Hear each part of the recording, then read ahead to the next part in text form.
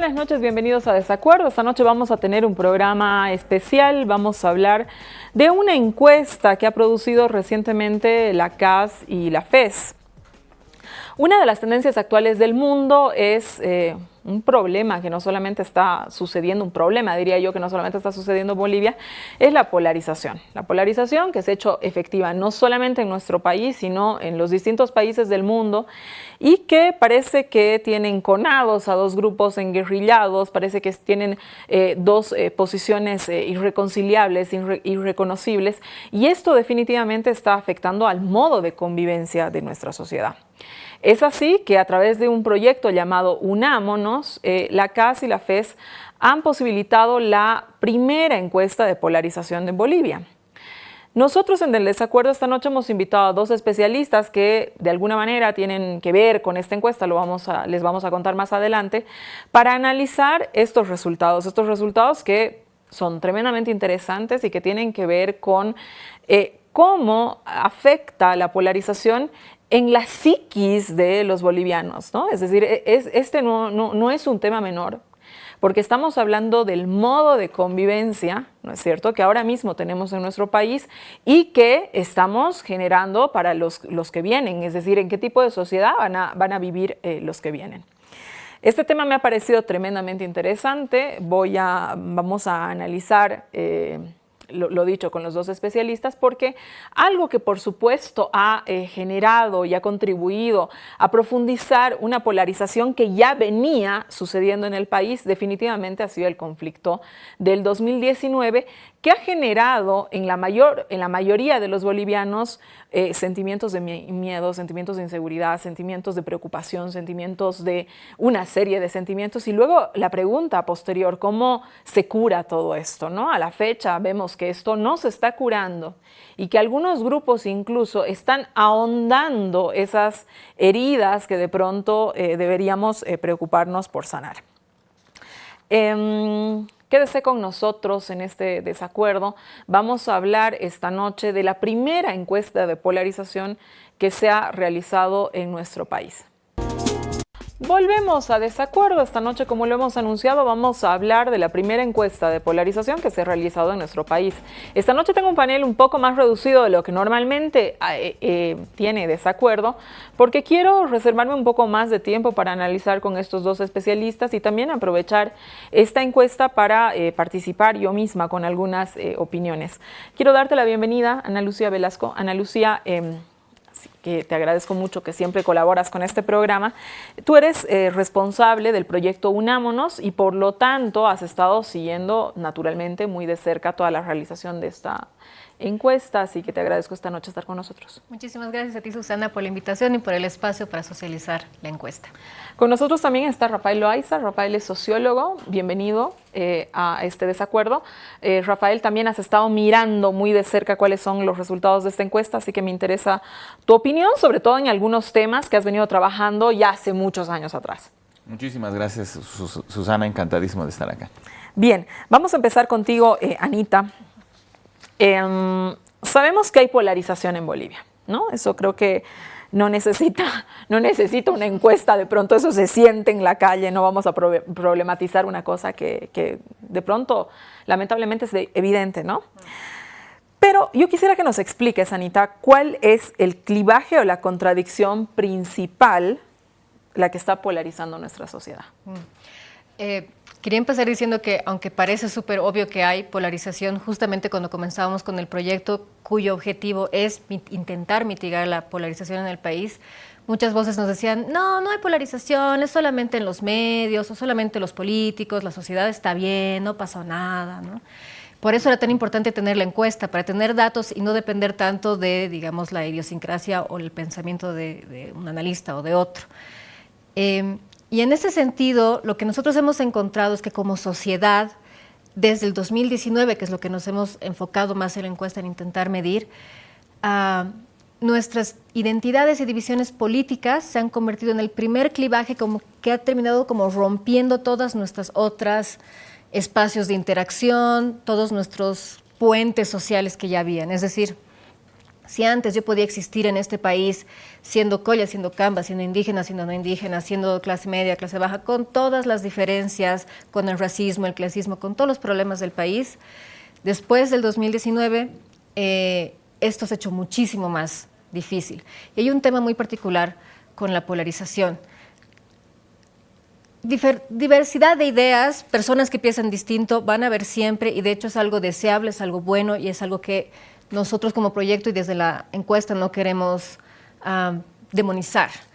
La polarización es cuando toda esa diversidad, más bien esa riqueza de opiniones, como que colapsa en dos polos donde si tú quieres vivir en este país tienes que tomar partido por uno o por el otro, porque no hacerlo se hace invivible, ¿no? Y en una situación así pasa lo siguiente. Por ejemplo, los estereotipos que siempre existen en cualquier sociedad ya no solamente se hacen más visibles, sino que se hacen útiles. Porque yo necesito del estereotipo para saber quién es del otro bando y en qué bando me meto yo. Claro. ¿No? Empobrece terriblemente el debate público, porque yo no necesito saber de historia, de economía, de política, no necesito informarme, no necesito más que saber quién dijo qué, quién se peleó con quién, ¿no? Quién tiene poder, quién tiene menos poder. Pero en algunos casos incluso yo me atrevería a ir más lejos, incluso no tienes ni siquiera que decir la verdad, ¿no? Y eso me parece que entorpece aún muchísimo más el debate, es decir, es como, digamos, un bálsamo para las noticias falsas, ¿no es cierto? Todo este mundo, digamos, polarizado, ¿no? Es decir, porque si eso me es útil para ratificar mi posición, para enguerrillarme con el otro, está bien, es válido, digamos, si me disculpo por ahí lo hago después de una semana, porque me ha servido para, ¿no? Además que lo que nosotros hemos identificado también en la encuesta, hemos creado un indicador que se llama verdades en pugna. Normalmente en cualquier sociedad polarizada empiezan a haber versiones de la realidad, que cada uno de estos polos decide creer, ¿no? Ahí a las versiones. Quiero ir a un cuadro, ¿no? Quisiera que pongamos el cuadro, que según la encuesta, los bolivianos dividimos nuestras opiniones políticas. A ver, si lo leemos, el cuadro, Anita. Sí. Es oposición, ¿no es cierto? Un 34% aproximadamente. En oficialismo es un 36% aproximadamente. Sí, aquí lo tengo. A ver, oposición está 34.54%, oficialismo 36.94% y ninguno tenemos un 28.52%. Anita, aquí se ven efectivamente dos posiciones de pronto que diríamos que están enfrentadas, el oficialismo y la oposición, pero hay un tercero que es un ninguno, ¿no es cierto?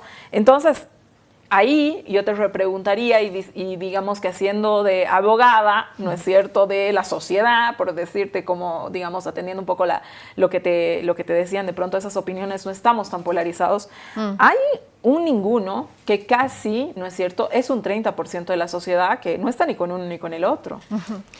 Este cuadro para mí es interesantísimo. Uno, porque nos muestra que la polarización política, a ver, un motor de la polarización política en este país son los momentos electorales. Si tú comparas esa torta que hemos visto hace un momento con los resultados electorales de los últimos años, dices, pero ¿por qué siempre, digamos, el MAS saca por encima del 50%? Lo que pasa es que en estos momentos tensos políticos, estos polos terminan chupando a esos ningunos, ¿no?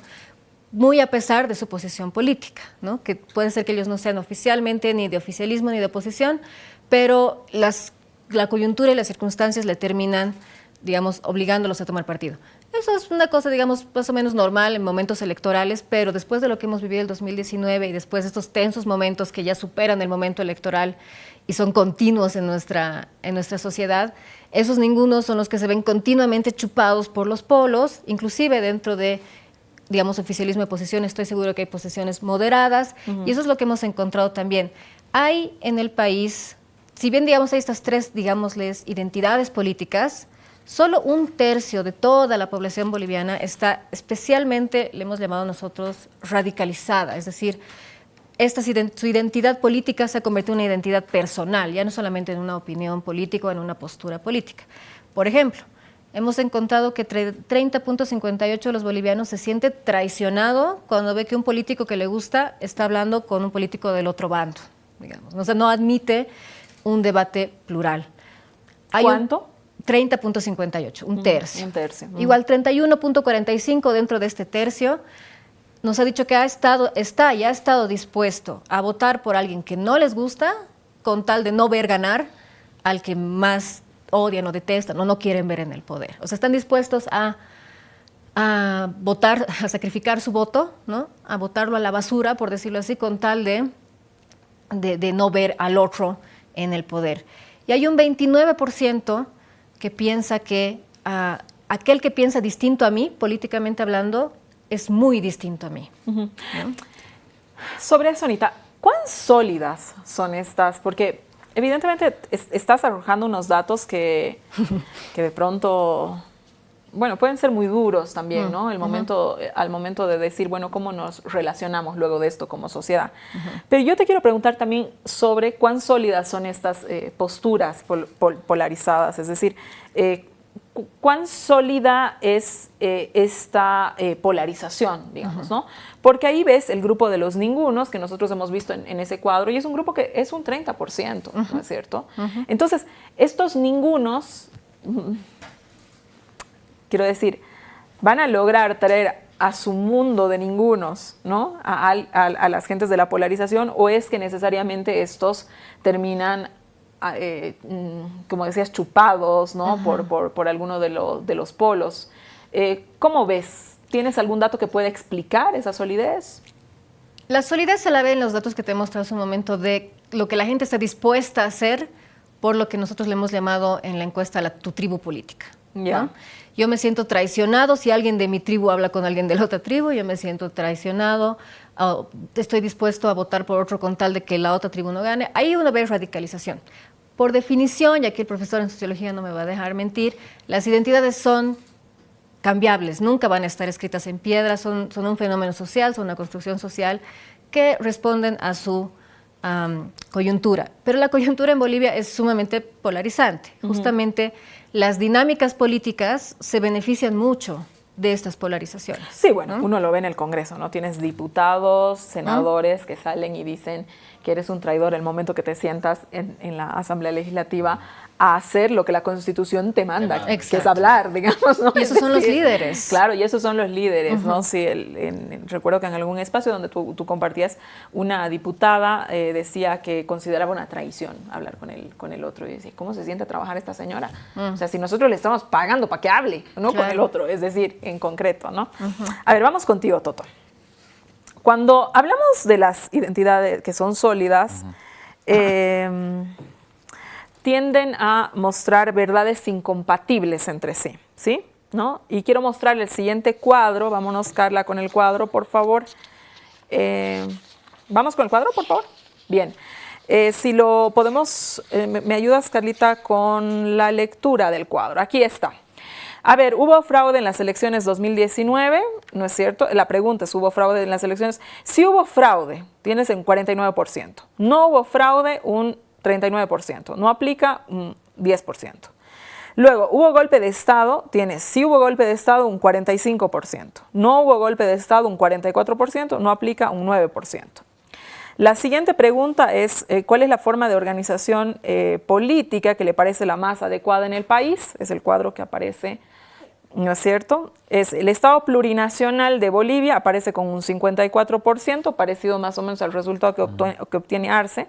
República de Bolivia con un 41% y ninguno menos de un 5%. Lo que te quiero decir con esto, Toto, es que, como pueden ver los espectadores después de lo que hemos leído, desde el punto de vista de la mayoría hubo golpe, pero también hubo fraude. Es decir, la mayoría piensa que hubo golpe de Estado, en el cuadro que ustedes han preguntado, y la mayoría piensa que hubo fraude, ¿no? Entonces, si nosotros estamos hablando de que las verdades deben ser incompatibles entre sí, o sea, te hago esta pregunta porque quiero buscar la esperanza, ¿sí? ¿No? Entonces, no son las mismas personas que pueden creer una y otra cosa en una versión absolutamente polarizante del hecho, ¿no es cierto? Digamos que las verdades en pugna están repartidas por los ascendientes identitarios, por las tribus de identidad. Para explicarlo así de una manera mucho más práctica, Bolivia tiene una diferencia que es histórica, no la quiero llamar estructural, solamente quiero decir que es histórica, y dos procesos diferenciales, uno contingente y otro emergente. La diferencia histórica es que la mitad de los bolivianos tiene un ascendiente indígena y la otra mitad no. La encuesta nos ha mostrado 58%, pero cuando acumulamos aymaras y quechuas tenemos 50%, 90% de ellos votan por el MAS. La diferencia histórica al lado de la diferencia contingente. Digo contingente porque aparece como resultado del proceso de la identidad. Ni esta están estructuradas porque aparecen, digamos, a partir de la idealización de la política, del funcionamiento, digamos, de cuando la gente va y vota, etcétera, etcétera. Al otro lado tenemos repartos iguales. Si queremos hablar de indígenas neutrales, los indígenas de las tierras bajas, la mitad votan por el MAS, la otra mitad votan en contra del MAS permanentemente. Cuando tú pones las verdades en pugna en ese aspecto donde tienes esta mitad de ascendiente étnico que vota por el MAS, esta otra mitad que no tiene ascendiente étnico que vota en contra del MAS, ves que los repartos entre golpe y fraude están distribuidos en esos dos polos. Esa es la diferencia que a mí me gustaría singularizarla como la emergente. Somos un país, como bien ha dicho Ana, plural históricamente, pero esa pluralidad se está resignificando a través de la emergencia de una tensión política que está tratando de utilizar herramientas, por ejemplo, como el racismo, que tú muy bien has apuntado al inicio del programa, como herramienta de construcción de aforo electoral. Nada funciona mejor que la polarización para darle vigor electoral a las dos partes. Entonces, a la pregunta de si es una diferencia estructurada, mi respuesta es que está fabricada por la política. Siempre hemos sido una sociedad plural, solo que ahora esa conciencia de la diferencia tiene una herramienta política que nos está ayudando a jalarnos. Y termino, digamos, con este ejemplo, la polarización es como una centrifugadora. Empieza a girar y manda las partículas a los extremos y no queda nada en el centro. Entonces, este tercio que tú has dicho no es que sea un tercio, digamos, que es absolutamente neutral. La mitad de ese tercio vota por el MAS, la otra mitad vota por el otro lado, la mitad de ese tercio cree que ha habido fraude, la otra mitad piensa que ha habido golpe. Pero sí, cuando se eximen de asumir una postura política de oficialismo y oposición, demuestran que están racionalizando su preferencia política más que los otros extremos que casan identidad, filiación política, preferencia electoral, posición del Estado plurinacional o república, etcétera, etcétera. Los radicales están en la suma de todos esos sentidos que, como dice muy bien Lana, están en el 15% en los dos extremos del polo. Viene el proceso electoral, que es el espacio por excelencia para avivar la polémica, y empiezan a jalar a los del centro, ¿no es verdad? Yo soy optimista como Ana, en el sentido de que este 15% puede ser el electorado, las personas que te ayuden a racionalizar y en lugar de ser aplastados por los extremos, tratar de penetrar hacia los lados. No se trata de pensar igual, no se trata de que nos volvamos todos culturalmente homogéneos o políticamente, digamos, imposible, iguales. ¿no? Pero se trata de que esa ansiedad contingente se elimine y aprendamos a ser más tolerantes, ¿no? Pablo Stefanoni hace poco ha escrito un artículo donde señala que estas dos posiciones de golpe y fraude probablemente van a perdurar como verdades perpetuas, contrapuestas, y que nunca habrá una conciliación ni un desempate al respecto. ¿Qué opinas sobre esto, Toto?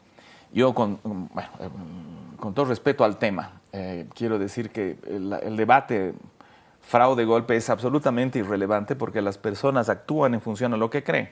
Yo cuando a mis estudiantes les muestro la postura de la verdad en la posmodernidad, les muestro un meme donde hay un papá que está mirando su teléfono y le dice, qué barbaridad lo que está pasando. Y su hija le dice, pero eso es mentira, es una fake news, papá.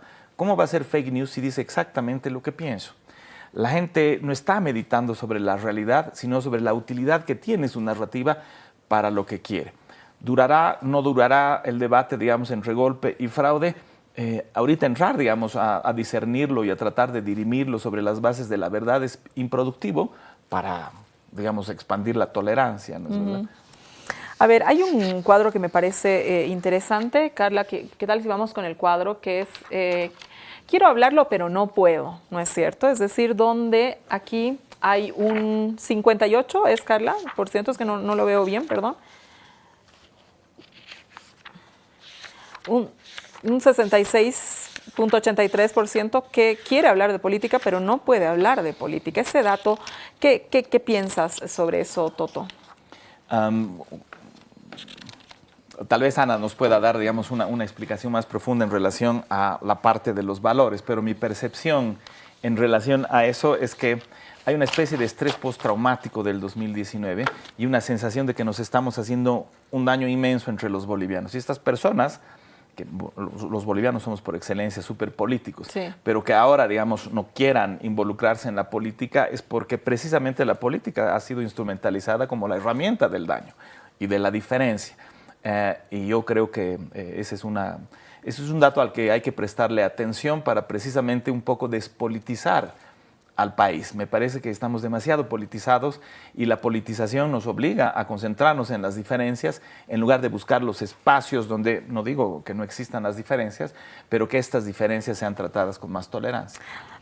Quizás eso, Toto, porque mira, aquí siguiendo un poco el dato de lo que señala este cuadro, dice que el 52% de los encuestados quiere hablar de lo que está pasando en el país, pero se esconde hablar. Y a mí me parece terrible eso, ¿no? Es decir, que el 52% de los bolivianos, que son la mayoría, ¿no es cierto?, no pueda hablar de lo que está pensando, de lo que está sintiendo, porque tiene miedo de afectar las relaciones con sus amigos, con sus familiares, con los colegas, por miedo a que su opinión le represente una pelea, ¿no? O sea, es una cosa terrible. Sí. El consenso se ha vuelto un amor prohibido en Bolivia. Sí, porque como estamos segmentados entre los masistas y los pititas, entre los indígenas y los no indígenas, etcétera, etcétera, uno de pronto cuando empieza a expandir los espacios o amplificar los espacios de relacionamiento se transforma inmediatamente en traidor a los suyos. Entonces, la tolerancia se ha transformado en un amor prohibido y eso es un síntoma también de la polarización.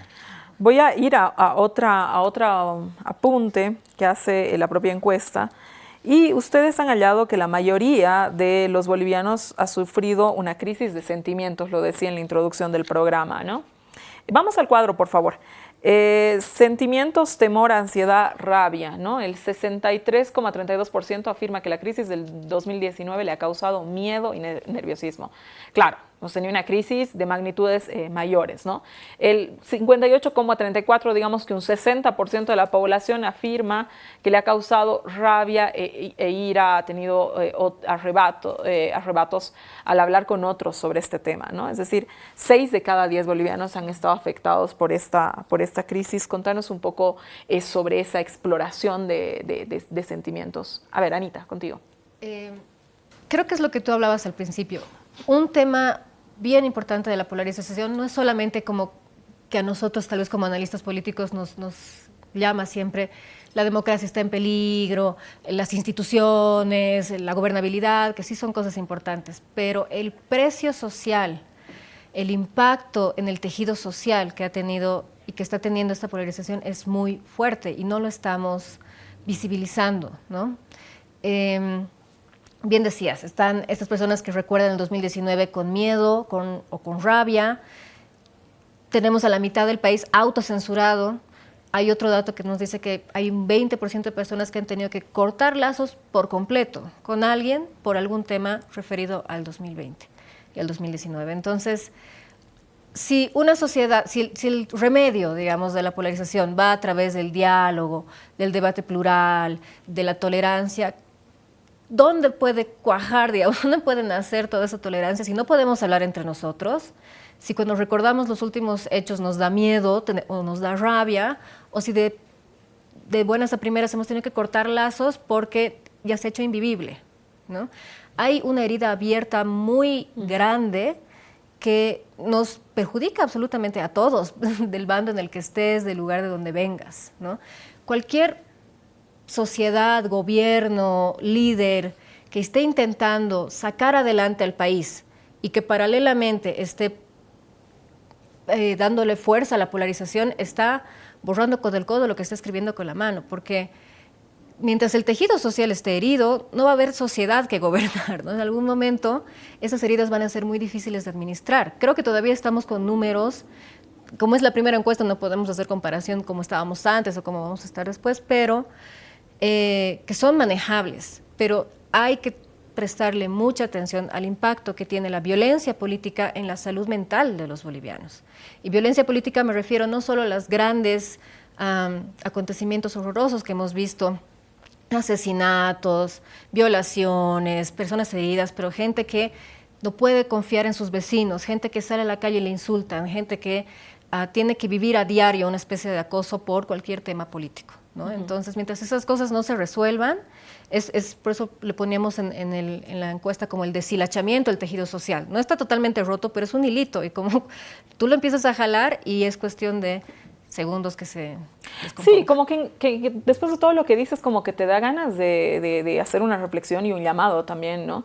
A los políticos, a los líderes que de pronto te representan y toda esa cuestión, porque uno lo escucha sistemáticamente por A o por B, digamos, en la Asamblea Legislativa, esa mención permanente a traición, que hablar con el otro, con el del bando contrario, significa inmediatamente traición. Lo hemos visto en ejemplos desde que, digamos, tenemos, no sé, desde que Luis Arce se ha posicionado como presidente, podríamos dar cientos de ejemplos de que esto pasa, en el conflicto reciente con el comité cívico, es decir, una serie de momentos que no importa, digamos, de que con qué lente lo mires, esa palabra de la traición por hablar con el otro, de la traición cuando se busca consenso, de la traición cuando se necesita calmar las aguas, viene de la dirigencia, de la alta dirigencia política, ¿no? Entonces ahí da ganas de hacer un llamado y decirles, oiga, señores, ¿qué les pasa? ¿No? O sea, sí. ¿Qué país quieren? Exactamente. ¿Dónde nos quieren llevar?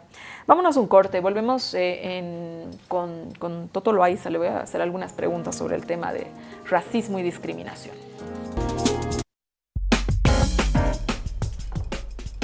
Volvemos a Desacuerdo. Esta noche estamos hablando de la primera encuesta de polarización que se ha hecho en el país. Y quiero cerrar una idea contigo, Ana, antes de que vayamos con Toto a exprimirlo. A ver, ustedes hacen una afirmación con la que estoy definitivamente completamente en desacuerdo. Y me place porque si no... Se llama el programa. Si no, no. Dicen, vamos al cuadro, por favor. ¿Me ayudan con el cuadro, Carla? A los bolivianos no nos dividen nuestras diferencias regionales, étnicas o raciales, nos dividen nuestras tribus políticas, ¿no? A ver, para mí, desde el análisis, digamos, incluso de la propia lectura de la encuesta, creo que esto no se puede justificar porque creo que hay una disputa identitaria muy fuerte en el país, ¿no? El tema del clivaje de Cambacolla no es un clivaje nuevo, es un clivaje existente y es un clivaje a la que la política recurre no solamente en tiempos electorales, sino en momentos complejos, lo hemos visto hace un momento. Entonces, me parece que eso niega de alguna manera una cuestión que existe. Sí, la intención para nada es negar esto, sino que el ejercicio que hemos hecho en la encuesta es bien interesante. Primero hemos preguntado sobre las identidades de las personas. ¿Te identificas con tu región? ¿Te identificas con un pueblo indígena? Y ahí han salido los datos. 36% de los bolivianos se identifican con su región, 58% se identifican con algún pueblo indígena, 3% con su raza. Estas cosas existen, por supuesto que sí, como bien decía el Toto hace un ratito, son cuestiones históricas que no van a desaparecer de la noche a la mañana. Luego les hemos pedido a los encuestados que pongan sus identidades en orden de importancia, de la más importante a la menos importante. Y 83% nos han dicho que la más importante es la boliviana. Esto, desde el punto de vista de la teoría de las identidades, es bastante predecible en el sentido de que unas identidades sanas, vividas de forma sana, es como una cebolla con muchas capas. Tú puedes ser muchas cosas a la vez. Puedes ser mujer, puedes ser tarijeña, puedes ser muchas cosas, ¿no? Y una capa no debería negar la otra. Unas identidades sanas, como te digo, es yo siendo colla, en mi collitud, digamos, me siento boliviana. Yo en ser mujer soy una mujer boliviana. Son todas identidades que son incluyentes. Lo que sucede con las tribus políticas es que estas tribus políticas, como bien decía el Toto hace un ratito, utilizan estas identidades como materia prima, las traducen en un discurso político y las chupan hacia el campo polarizado, en el sentido que ahora ser indígena significa vivir en una región en especial, votar por un partido en especial, estar a favor de una ideología especial cuando obviamente no es así. La diversidad del país es mucho más grande que eso. La polarización simplifica una realidad que de por sí es compleja. La realidad sigue siendo compleja, pero la polarización te muestra una realidad simplificada, maniquea, ficticia, ¿no? Pero al ser ficticia no me refiero que es menos peligrosa, nos puede llevar al suicidio, ¿no? Si no le prestamos atención. Todas estas cosas existen, pero están siendo simplificadas, están siendo codificadas por los bandos políticos. De pronto creo que debería, digamos, ponerse así, porque yo temo, ¿no? Toto, y esto lo quiero hablar contigo porque tú has estudiado mucho este tema, ¿no? Que es una conclusión así me da la sensación que niega algo que se vive en el país, que es el racismo. Nosotros no podemos decir que el racismo no exista y de pronto, digamos, si la raza o la etnia no nos dividen a todos o no nos dividen, digamos, significaría, ¿no? Si solo te divide la tribu política, ¿no es cierto? Significaría, ¿no es cierto?, que todos recibimos un trato de iguales. Y eso no sucede, ¿no es cierto? Y es decir, tú lo has probado miles de veces en tus distintos estudios, ¿no? Entonces, yo temo que al hacer una afirmación de esta naturaleza se niegue algo tan doloroso como el racismo. ¿Qué opinas? A ver, yo estoy de acuerdo con lo que acaba de decirlo, con lo que se muestra en la encuesta. Existe, digamos, en la construcción de la pluralidad nacional una realidad de origen, que es la diferencia cultural producto del periodo colonial, que además la sociedad plural, cuando se funda el país, se ha unificado en torno a la idea de la unidad, y ahí han estado indígenas, no indígenas, ricos, pobres, etcétera, etcétera. Podemos debatir los detalles sobre el origen, pero ese mito de origen le ha dado un sentido de identidad a la mayoría de los bolivianos, que lo ratifica la encuesta. La mayoría nos sentimos primordialmente bolivianos. La pluralidad no necesariamente tiene que llevar a la atención. Es más, la pluralidad anómalamente lleva a la atención. Las sociedades plurales tienden a coexistir a partir del sentido de origen diverso, pero con un sentido de destino común, que es el proyecto del Estado Nacional.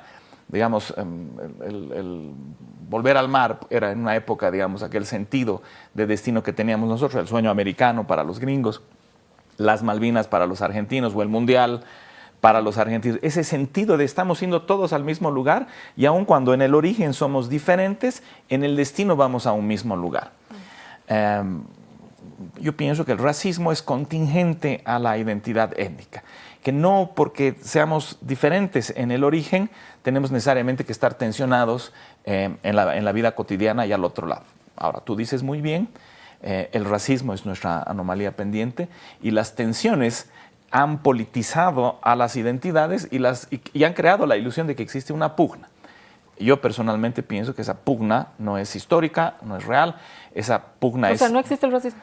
No he dicho eso, absolutamente no he dicho eso. Yo he dicho que el racismo no está determinado por la diferencia étnica. Lo que tú estás afirmando es que por el hecho de que seamos diferentes tenemos que ser necesariamente tensionados racialmente. Eso no es así. O sea, las personas se tensionan a partir de una visión equivocada y prejuiciada del otro. Y sobre todo cuando el otro aparece como una amenaza real, digamos, a cada uno. Entonces, si pensáramos que el racismo es inevitable de la diferencia étnica, entonces las voces que alientan a dividir al país tendrían razón, porque no vamos a poder coexistir nunca. Pero si podemos coexistir a partir de una diferencia cultural, que es fundamental, la diferencia o sea, la pluralidad para que exista el país. Exacto, ahí quiero ir. Mira, los bolivianos, yo creo, tú lo has dicho muchas veces en tus estudios y ahora mismo, o sea, hay diferencias de origen, efectivamente. Sí. Esas diferencias de origen a lo largo de nuestra historia nos han tensionado.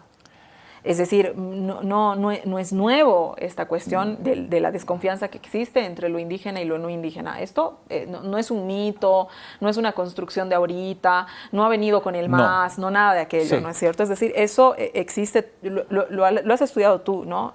Ahora, en el presente, digamos, ser masista, no ser masista, digamos, te identifica, lo dices tú muy bien en varias oportunidades, ser masista con lo indígena, no ser masista con lo indígena. Eso genera, digamos, unas, digamos, tensiones que existen y que evidentemente racializan la política, ¿no es cierto? Sí. Ahora, entonces, yo de ahí que pienso que esa afirmación de decir que solamente la tribu política y no sé qué cuestión, se me hace peligrosa, ¿no? Se me hace peligrosa porque detrás hay una cuestión, lo repito, profunda, dolorosa, real, no creada, existente, que es el racismo. A ver, el racismo, digamos, como categoría analítica de la política nacional, como decía o como dice la Alison Spedding, no tiene más de 20 años en las ciencias sociales de Bolivia. Antes, las tensiones eran explicadas, digamos, por la teoría de la división de clases, ¿no es verdad? Y ricos y pobres eran los estamentos que estaban en contradicción y en pugna, ¿no Claro, es verdad? pero pobres en este país nunca han sido los blancos, no, digamos, ¿no? Absolutamente no, porque somos una sociedad postcolonial y porque la diferencia la ha construido el esclavismo y la servidumbre, ahí estamos completamente de acuerdo. Pero antes la clase era más relevante que la identidad. Tal es así, por ejemplo, que la revolución del 52, que ha sido bastante productiva en generar equidad, por ejemplo, en el voto universal, no diferenciaba a los indígenas por su etnicidad, sino por su clase social. Los campesinos fueron, durante muchos años, digamos, la denominación que se utilizaba para hablar de esa diferencia. El racismo ha existido siempre y ha habido, como se llama, una degradación deshumanizante de las élites de poder en Bolivia que ha terminado, digamos, fermentando un movimiento popular indígena que ha tomado el poder. Y ahí estoy completamente de acuerdo. Pero el racismo es más una herramienta de la política para edificar electorado de un lado y del otro, antes que un resultado natural de la diferencia étnica. Y eso creo que es importante darnos cuenta. En el momento en el que pensemos que el racismo existe porque existe la diferencia étnica, entonces el país no tiene remedio. Pero si el racismo es una anomalía que se puede reparar a partir de un constructo imaginario como es, por ejemplo, la identidad nacional, entonces ese es el camino de la solución. Termino con esta idea. Yo creo que la política, tú has ahorita lanzado afirmaciones súper interesantes sobre cómo, por ejemplo, los políticos empiezan a hostigar a quienes están tratando de generar acuerdos. Y más que hablar solamente de mera irresponsabilidad, yo me animaría a decir que ellos son conscientes de que la tensión racial es la que genera el electorado y el poder electoral. Por eso, si Bolivia ha estado en los primeros 20 años de la democracia de espaldas al problema indígena, ahora parece que está de espaldas, digamos, al problema del otro lado, porque precisamente ya no, o sea, el consenso ha dejado de ser útil para generar aforo electoral. Entonces, no es que la diferencia no existe, es que se ha politizado la diferencia de tal manera que ha hecho inviable, digamos, la coexistencia entre los grupos diferenciados. Bien, a ver, yo voy a seguir con esta afirmación. Continúo pensando que sigue siendo una cuestión peligrosa por todo lo que he expuesto. Y, a ver, un poco la propia encuesta rebate esa afirmación, ¿no? En una parte de la encuesta ustedes preguntan si se es mestizo o indígena. Mayoritariamente la gente escoge mestizo, sí, ¿no? En un 75% más o menos, frente a un 25% que se denomina indígena, ¿no? Pero cuando le preguntan su identificación con un pueblo indígena, es decir, usted es aymara, quechua, guaraní, bécir o lo que sea, ¿no es cierto?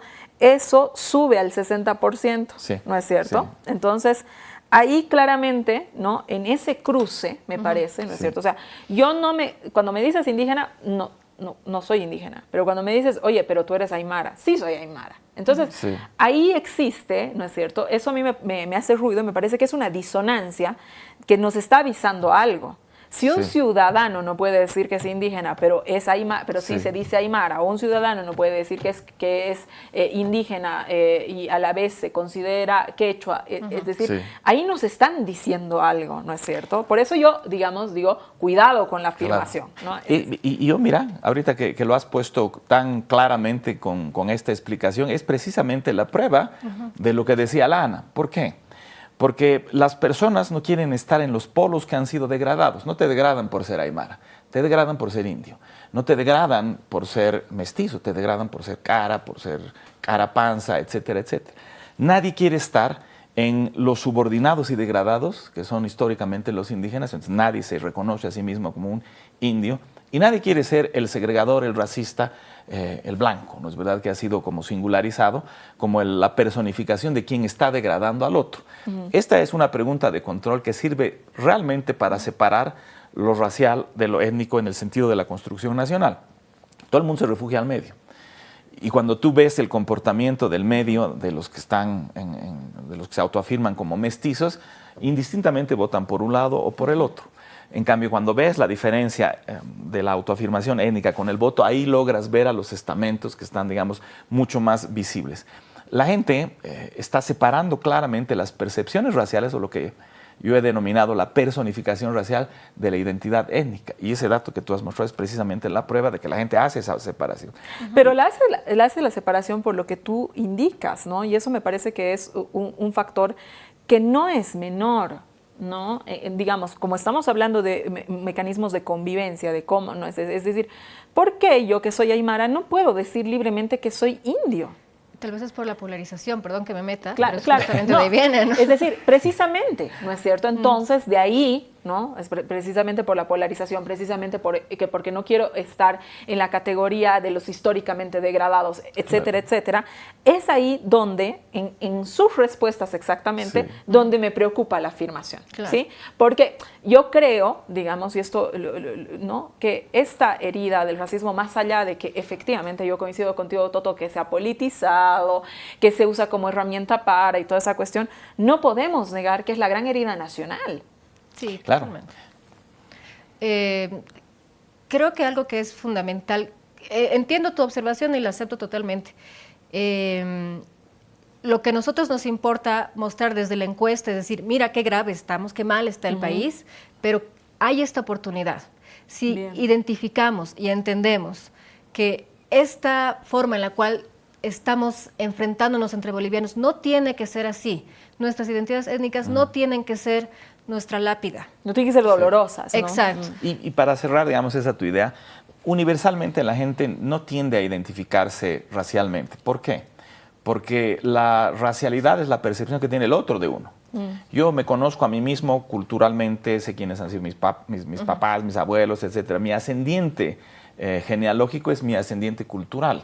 Entonces a mí no me sorprende que las personas prefieran ser aymaras a ser indígenas, prefieran ser cambas a ser blancos, por ejemplo, para decirte una cosa, porque el denominativo indio ha sido la palabra del otro para singularizarte, o el de cara, etc. Y mestizo, aunque es parte de eso mismo, porque era más bien la palabra, el cholo, era la palabra que el español utilizaba para diferenciar al criollo de que no tenía casta, se ha transformado en una especie de refugio en el que, bueno, no somos lo que queremos, ni tú ni yo, pero aquí estamos en este medio que no nos hace daño, que no hace daño a nadie, ¿no? Me tengo que ir a un corte. Quédese con nosotros en desacuerdo. Volvemos a el último bloque, a las conclusiones. Quédese con nosotros. Bien, volvemos ya a las conclusiones de este interesantísimo programa. Hemos hablado de la primera encuesta de polarización y aquí les voy a presentar el último cuadro que me parece absolutamente relevante. ¿Qué tan lejos estamos dispuestos a llegar para defender nuestras verdades? El 33% ha participado en cabildos, protestas, etcétera, que tenían que ver con el conflicto del 19. El 37% evita consumir información, volvamos, en medios de comunicación que no son afines a su posición política. Y el 20% disfruta entrar a redes sociales a pelearse, ¿no? Entonces, a ver, después de este cuadro, en el marco de hacer una conclusión y en el marco de la pregunta de cómo salimos de la polarización después de ver esto, de a qué está dispuesta la gente, ¿no? Toto. Tal vez Ana va a poder, digamos, ahondar más en esto, pero los tres segmentos que hemos mostrado, hay un segmento que es oficialista, hay otro segmento que es opositor, y los que están dispuestos, los más intolerantes, están vinculados, digamos, a esos dos segmentos.